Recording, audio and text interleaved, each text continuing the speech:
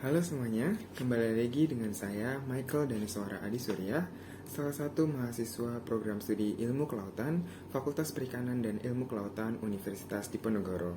Saat ini saya sedang menjalankan KKN atau kuliah kerja nyata di RW 6 Kelurahan Gondorio, Kecamatan Ngalian, Kota Semarang. Nah, setelah sebelumnya saya pernah mensosialisasikan bagaimana cara membuat ekoenzim dalam segmen atau program Mekozim, saat ini saya akan kembali mensosialisasikan mengenai bahaya dari penggunaan plastik sekali pakai yang akan saya bawa di program EPW atau End Plastic Waste. Nah, melalui program EPW atau End Plastic Waste ini, saya sebagai salah satu mahasiswa ilmu kelautan ingin berbagi informasi mengenai bahaya sampah plastik dan pencemaran plastik yang terjadi di laut sekarang-sekarang ini. Maka dari itu, perlu saya lakukan sosialisasi kepada masyarakat terkait pentingnya mengurangi atau bahkan menghentikan penggunaan plastik sekali pakai demi mencegah pencemaran plastik yang terjadi di laut saat ini. Nah, kira-kira seberapa bahayanya sih pencemaran plastik di laut? Apakah pencemaran plastik di laut itu sekarang ini sangat parah? Dan apakah bisa membahayakan banyak biota yang hidup di laut? Nah, kalau kalian mau tahu, jangan lupa tonton video ini sampai selesai. Baik, akan saya mulai untuk sosialisasinya yang berjudul End Plastic Waste. Dalam sosialisasi ini, saya akan membagi menjadi 4 bahasan. Yang pertama ada definisi plastik, yang kedua ada bahaya plastik, yang ketiga ada ekosistem laut, dan yang keempat ada solusi dan manfaat. Kita masuk ke bagian yang pertama, yaitu definisi plastik. Yang pertama ada sampah laut. Menurut Peraturan Presiden Nomor 83 Tahun 2018 tentang penanganan sampah laut adalah sampah yang berasal dari daratan, badan air, dan pesisir yang mengalir ke laut, atau sampah yang berasal dari hasil kegiatan yang ada di laut. Selanjutnya adalah sampah plastik. Sampah plastik adalah sampah yang mengandung senyawa polimer. Sampah plastik ini sudah menjadi komponen terbesar sampah yang ada di laut, yang biasa disebut juga sebagai marine debris. Sampah laut terdapat di semua habitat laut, mulai dari kawasan-kawasan padat penduduk hingga lokasi-lokasi terpencil yang tak terjamah manusia sekalipun, dari pesisir dan kawasan air dangkal hingga palung-palung laut dalam. Selanjutnya ada pengaruh kepadatan sampah yang ada di laut. Faktor pertama ada kegiatan manusia, yang kedua ada faktor kondisi perairan, faktor ketiga ada fisik dan materi sampah, faktor keempat ada struktur bumi, dan faktor kelima yaitu cuaca. Selanjutnya ada jenis-jenis sampah yang ditemukan di laut. Yang pertama yaitu plastik, wujudnya bisa seperti bungkus makanan ataupun botol-botol plastik ataupun kantong plastik. Selanjutnya ada tekstil, yang wujudnya bisa dalam bentuk kain ataupun pakaian yang hanyut di air. Selanjutnya ada kaca atau gelas, wujudnya bisa botol kaca ataupun beling-belingan yang terbawa arus hingga ditemukan di laut. Selanjutnya ada sampah kertas atau kardus. Kemudian ada pencemaran minyak dan logam. Dan yang terakhir adalah sampah karet dan ban.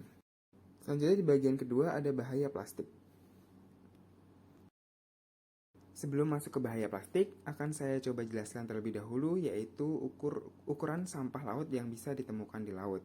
Terdapat 5 kategori di sini. Yang pertama ada mega debris, yaitu sampah dengan ukuran lebih dari 1 meter.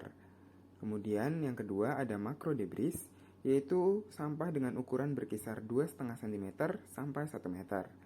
Yang ketiga ada mesodebris, di mana ukuran sampah berkisar antara 5 mm sampai 2,5 cm. Yang keempat ada kategori microdebris, yaitu sampah dengan ukuran 0,33 sampai 5 mm.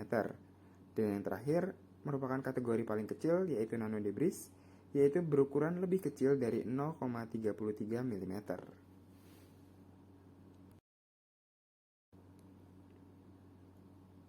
Selanjutnya adalah kapan waktu sampah bisa terurai. Sampah yang masuk ke laut umumnya mengandung banyak plastik. Dan sampah plastik mengalami proses pelapukan atau pengurahan yang cukup lama, yaitu bisa mencapai 50-400 tahun.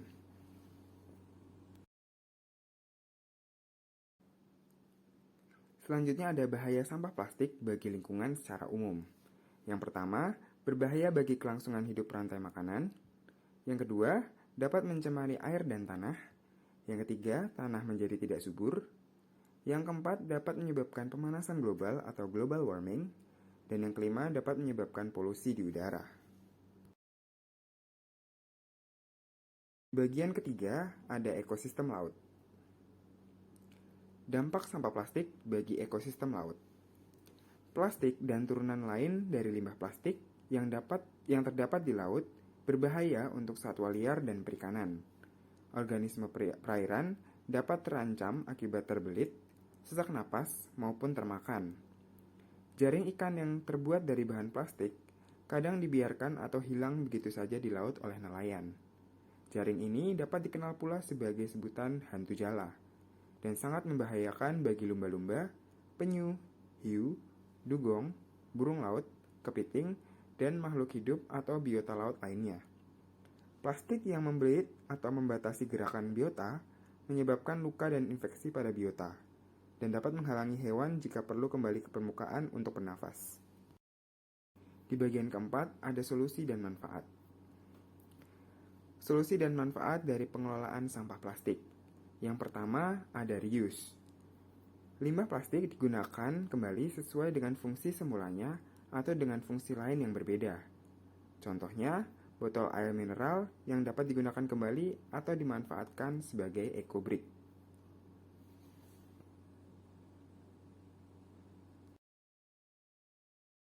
Selanjutnya, yang kedua ada reduce. Reduce merupakan usaha atau upaya untuk mengurangi, bahkan untuk berhenti menggunakan barang yang terbuat dari plastik sekali pakai.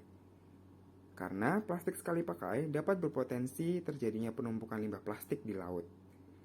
Usaha atau contoh upaya yang bisa kita lakukan adalah dengan berhenti membeli air minum kemasan yang terbuat dari plastik, baik dalam wujud gelas maupun botol plastik, dengan beralih menggunakan botol tumbler yang bisa diisi ulang. Upaya lain yang bisa dilakukan adalah dengan tidak menggunakan sedotan plastik dan beralih ke sedotan stainless. Kemudian yang ketiga adalah recycle. Recycle adalah usaha atau upaya mengatasi limbah plastik dengan cara mengelola kembali limbah plastik sehingga memiliki fungsi baru dan bernilai ekonomis. Proses daur ulang limbah plastik biasanya dimulai dari pengumpulan plastik, penyortiran plastik, pembersihan plastik, kemudian proses pengolahan menjadi material baru. Contohnya, sampah plastik itu dapat didaur ulang kembali menjadi kantong plastik. Nah, sekian untuk presentasi singkat mengenai end plastic waste. Nah, jadi itu tadi sedikit penjelasan mengenai apa itu sampah plastik, sampah-sampah yang ada di laut, bahaya sampah plastik bagi ekosistem laut, dan bagaimana cara kita untuk bisa mengurangi atau mencegah pencemaran plastik yang ada di laut. Nah, seperti yang kita tahu, Indonesia memiliki wilayah laut yang sangat luas. Tidak heran kalau Indonesia bisa disebut pula sebagai negara maritim. Begitu pula juga hasil-hasil laut dari Indonesia itu menjadi salah satu penopang ekonomi negara. Maka sebagai masyarakat Indonesia, pentingnya mengambil peran dalam menjaga ekosistem laut sangat diperlukan. Supaya menjaga laut tetap sehat, terhindar dari pencemaran plastik dan pencemaran sampah laut lainnya. Nah, sekian sosialisasi dari EPW atau End Plastic Waste. Semoga bisa diimplementasikan dalam kehidupan sehari-hari untuk selalu mengurangi atau bahkan menghindari penggunaan plastik sekali pakai demi menjaga kesehatan lingkungan dan menjaga laut kita, ekosistem laut kita dari pencemaran sampah plastik. Sekian dari saya Michael Deniswara Adi Surya, pamit undur diri.